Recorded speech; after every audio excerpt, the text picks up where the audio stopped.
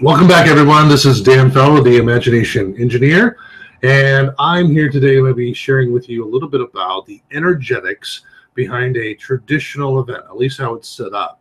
And so I want to make sure that this is clear because nobody's really talking about this, and I'm kind of baffled why. Because we go to these live events and they all talk about being more conscious and aware and mindful and blah blah blah, right? But yet they create their environments very unconsciously and very lack of mindfulness because they're not taking into account the energetics of the room. They really are not. They are playing with energy, but they are not taking into account what's actually going on in the human body at these events. Now, you know what I'm talking about. You probably have been to a seminar, a workshop, or an event, big, small, medium-sized, doesn't matter. And you've probably sat in a hotel chair that was, 90-degree angle just about, and sat there for over an hour or longer. Sometimes I've been to events where you've sat on your butt in a training for 2 hours or sometimes more at a given time with no break in the action. The break is, take a 5-minute, 10-minute potty break, come right back and sit your butt down into that chair that's a 90-degree angle. Now, why am I bringing up the 90-degree angle? Well, there's lots of research out there, and you can go and Google this all you want. This is not just Dan talking, but you can go research this about sitting, just sitting in general, sitting, and a lot of it's dealing with the office place or at your home office, whatever, sitting in a chair like I'm doing now, but I'm actually at a very interesting angle. So you can't tell on this video because it's kind of two-dimensional, but I'm at an angle of recline. I'm actually in an angle of 135 degrees. Right. So that if you are going to be sitting, that is the angle to go. So instead of this, you should be like this, roughly, give or take. So that's a reclined position, almost like a lazy boy or sitting in a lounge chair. Those are reclined at about 135 degrees. Now, I'm not trying to get real heady with you, but you do need to understand the science behind this, because a lot of events out there are actually creating this environment on purpose. They make it so it's difficult to process or to make judgment calls properly. They get you into a desperation mode because of the energetics they're doing. Now, that's very few and far between. Most events out there, I would say, they're just doing it because this is the way they were taught. And they were taught to set up an event this way, run it this way, play that, play this, whatever, right?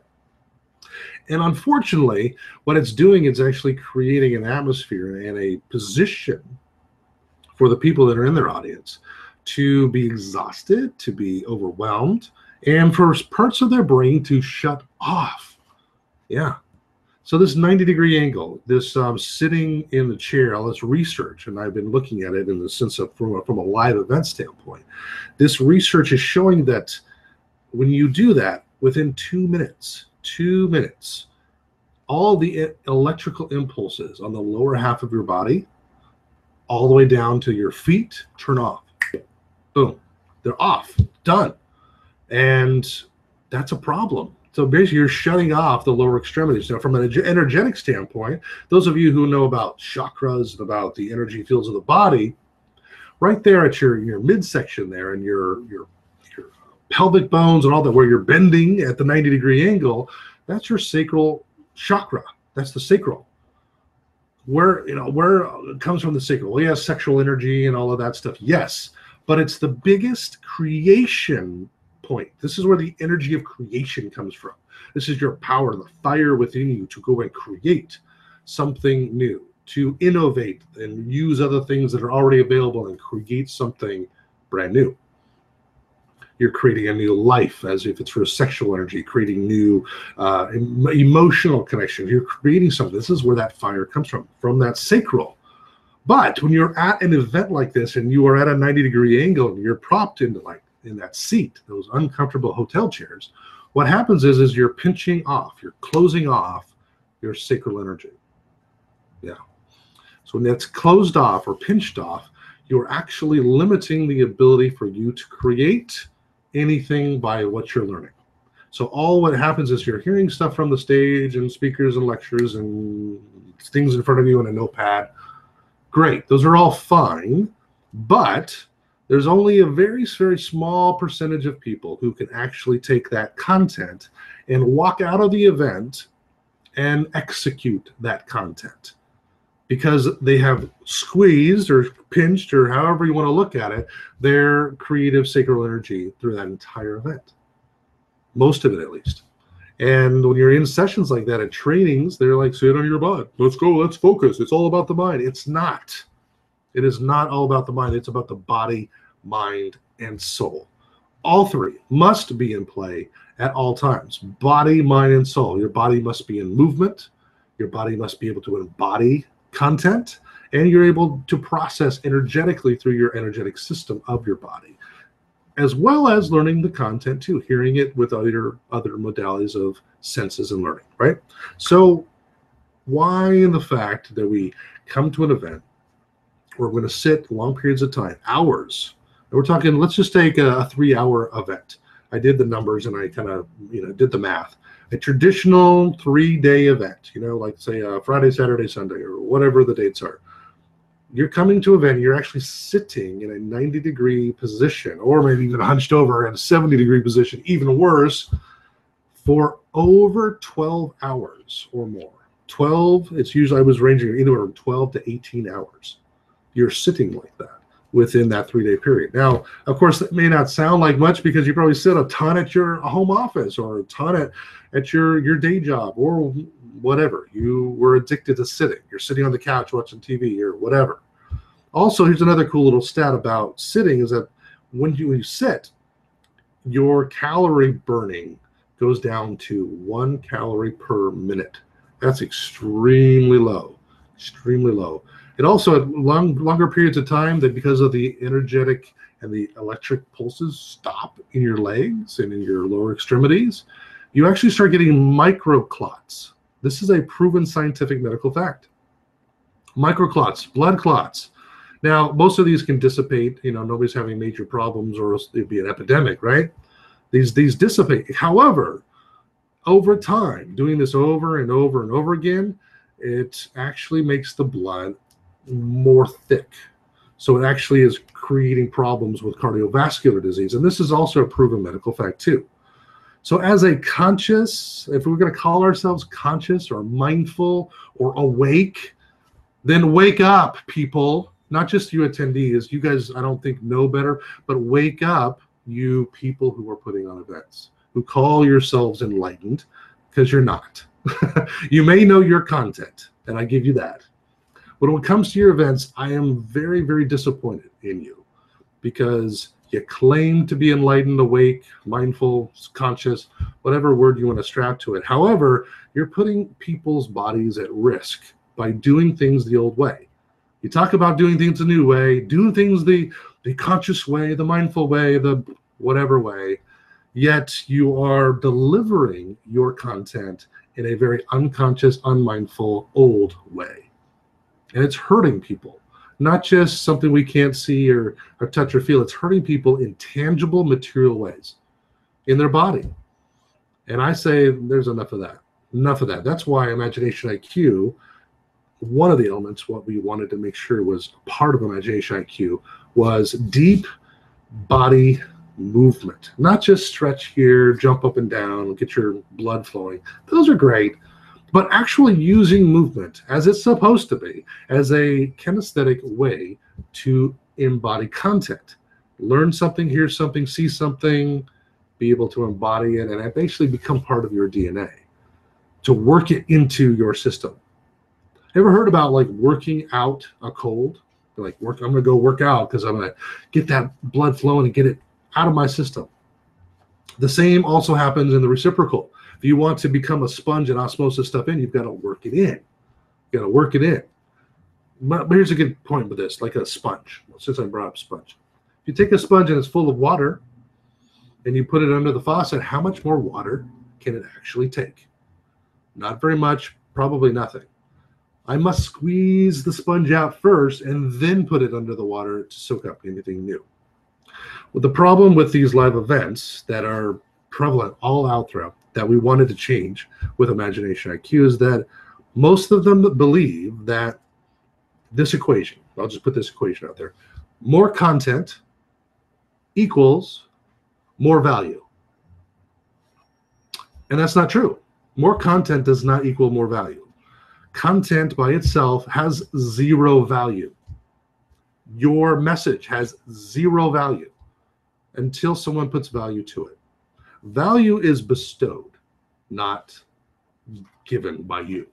So I may say, hey, my stuff is the most valuable stuff on the planet. All right, well, I can say that because it's valuable to me, but is it valuable to you? And so this is another thing too. Come to my workshop, my seminar, my live event, my multi-day event, sit in a hotel chair that actually constricts not only blood flow, energetic flow, proven facts, but also creates health issues for me in the moment. It turns off parts of my brain. Go figure. Why is this useful? Why are people still doing it? It's because the parts in the brain that are being turned off are the parts of reason. Unfortunately, the part of reason is being turned off, at least parts of it anyway. So when you get to the offer, the big offer and all that stuff, I'm not saying anything wrong about big offers. I love big offers. But in that environment, the big offer is quote unquote more effective because people's reasoning powers are now diminished because of the sitting. I'm telling you, this is crazy stuff. Now, most people that are put on events, they have known nothing about this, and they're just doing it what their mentor told them to do. Great. So this is your warning. This is your thing. Hey, it's out there.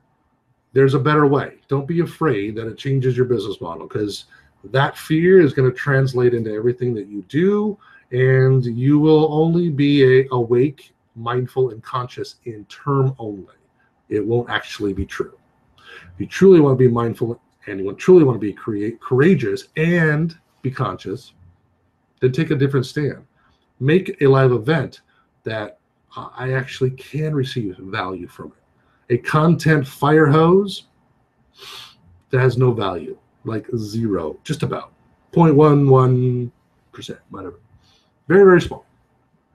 I might get a gold nugget here or there. Whoop-de-doo.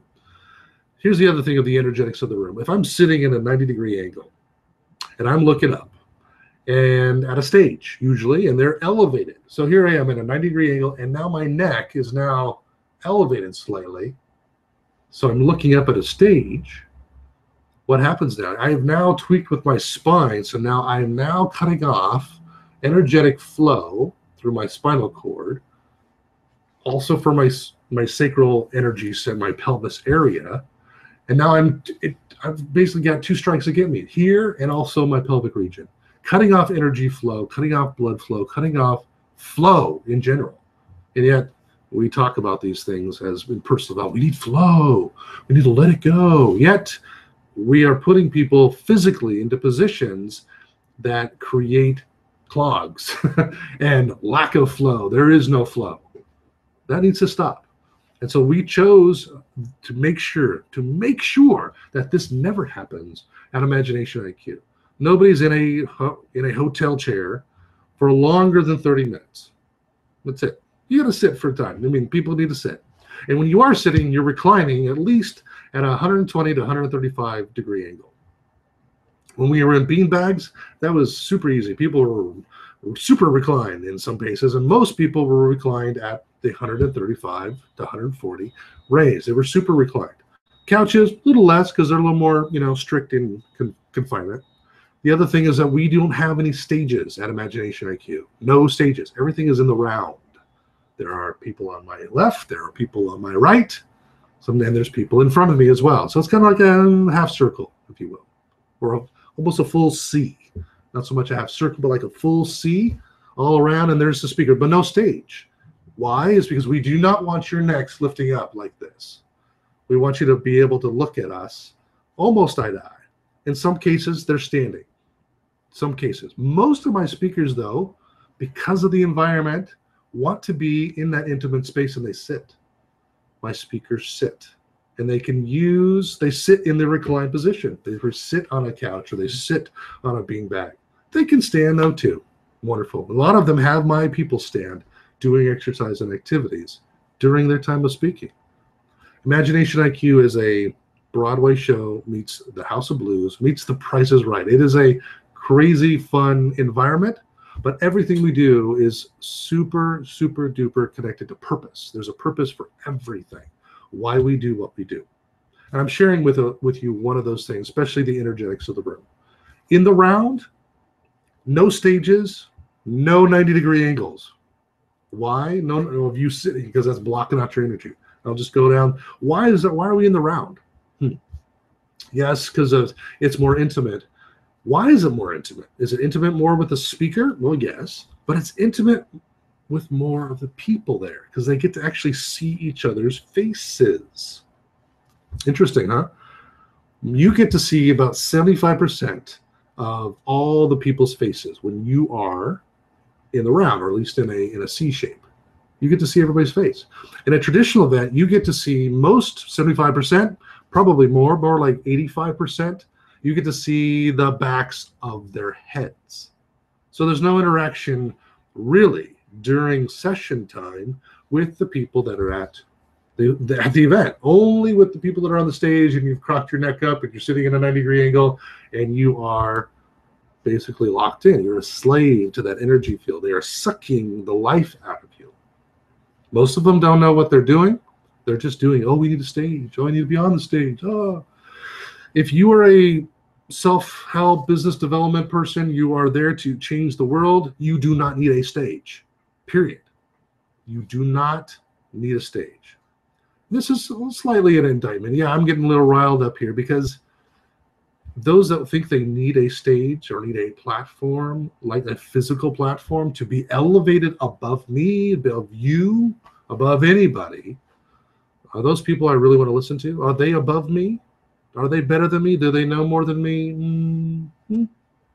Who's to decide that? Them? Basically, they've decided that already, that they're already elevated above me, that they're better than me.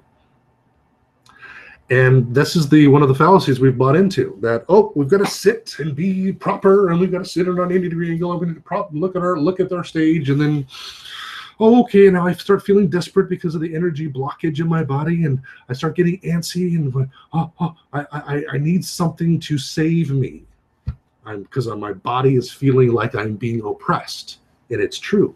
I'm being oppressed in that moment, energetically. We don't think of it that way, but we are. We're being oppressed. And therefore, when the offer comes, we think we need relief from this oppression outside and inside right here.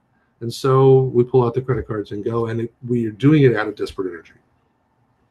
We want to change that energy. Like those people that want to buy our programs and want to work with us at a higher level through our Dream Lodge program and through our Dream Mind programs and our gamification mastery courses, wonderful. But we want you to do it because you've created an energetic up level and going, wow, this is awesome. I want to go even higher.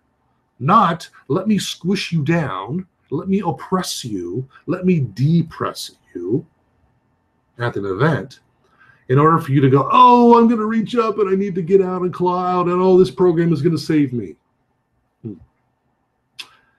Whether you agree with me or not, the science is still there regarding the energetics of the room. And I see great connections between all of those things, from the buying angle, from the selling, from the way attendees interact with the speakers. It should be different. It should be different. Most speakers say, well, I'm just want to be clear of everyone's energy, so I disappear. Okay, that's your choice. But maybe, just maybe, if you restructured the way the event ran, you wouldn't have a whole bunch of desperate, needy people attending your event. You're basically breeding them at the event, desperate, needy people.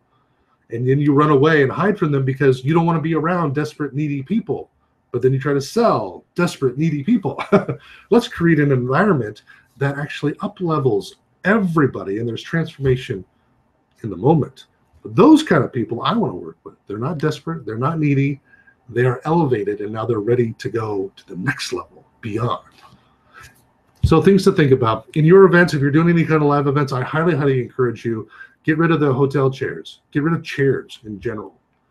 If you're going to teach something, teach it with all modalities of learning. What I mean by that is not just use the use of the eyes and the ears. Those are the two main things, what I see and what I hear, right? Use the other ones. What do they smell? What What do they sense? What do they taste? How are they using their body? Are there movements? Are there things that they're interacting with?